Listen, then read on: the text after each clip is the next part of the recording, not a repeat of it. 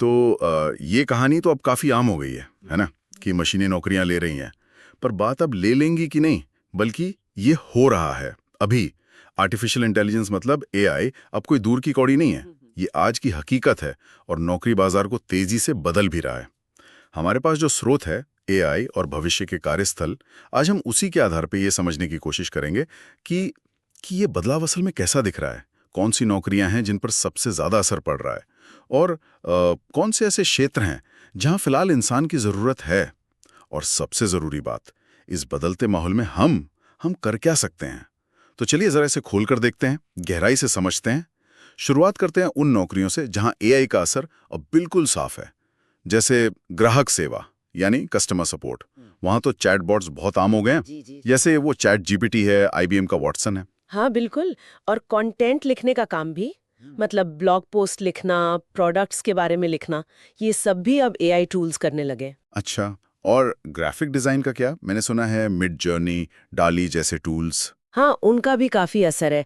वो टेक्स्ट से तस्वीरें बना देते हैं, तो कई डिजाइनर्स के काम पे फर्क पड़ा है। और सिर्फ यही नहीं, डेटा एंट्री या एडमिन वाले काम जो थोड़े रूटीन होते हैं, उनके लिए अब आरपीए मतलब रोबोटिक प्रोसेस ऑटोमेशन, उसका इस्तेमाल बढ़ रहा है। आरपीए, वो सॉफ्टवेयर रोबोट्स होते हैं ना? हाँ बिल्कुल।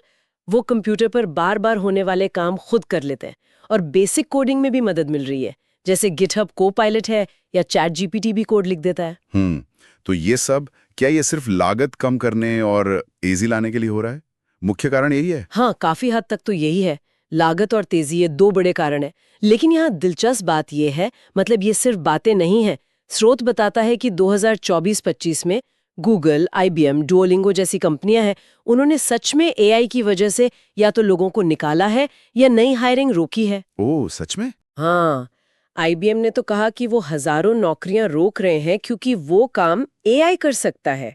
तो ये बदलाव सिर्फ हवा में नहीं है, ये जमीन पर आ चुका है। ये वाकई सोचने वाली बात है।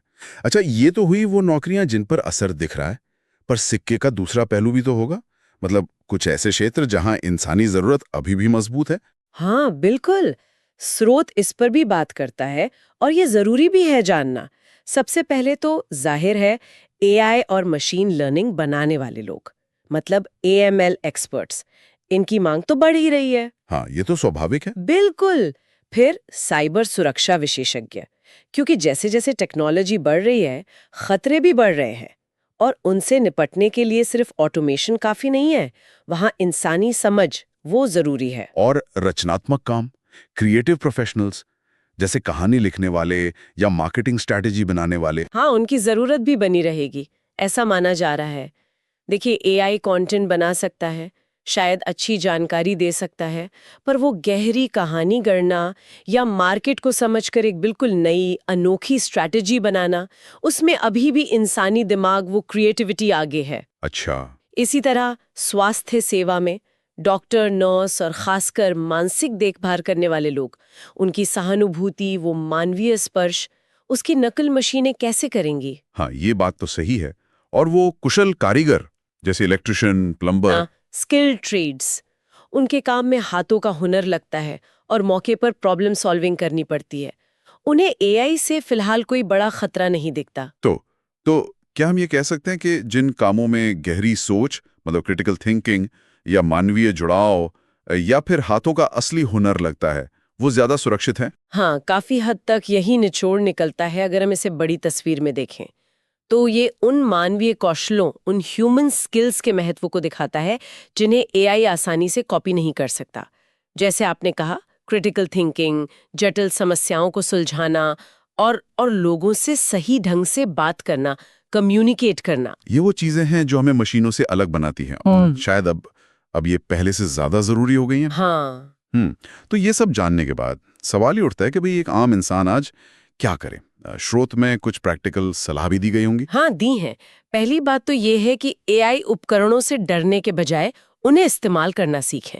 जैसे चैट जीपीटी है, मिडजर्नी है, क्लॉड, सोरा, अलग-अलग काम के लिए अलग-अलग एआई टूल्स है। टेक्स्ट, इमेज, वीडियो, इनके बारे में जानें, इन्हें चलाकर देखें। सही है, मतलब टेक्नोलॉजी से अपडेटेड रहना जरूरी है। बिल्कुल। और दूसरी सलाह है कि उन खास मानवीय कौशलों पर ध्यान दें जिनकी हमने बात की, क्रिटिकल थिंकिंग, क्रिएटिविटी, कम्युनिकेशन, इन पर काम करें। और क्या एआई की वजह से नई तरह की नौकरियां भी बन रही हैं? हाँ, ये तीसरा पॉइंट है।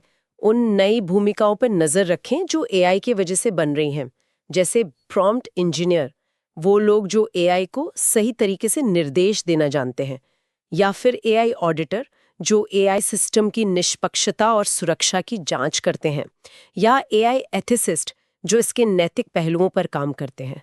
ये नए अवसर भी ला रहे हैं। अच्छा, प्रॉम्प्ट इंजीनियर, एआई ऑडिटर, ये नए शब्द हैं।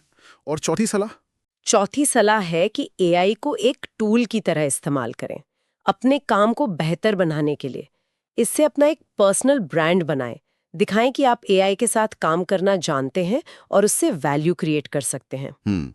तो कुल मिलाकर संदेश यही है कि घबराएं नहीं, अनुकूल बने, अडेप्ट करें और नए स्किल्स सीखें।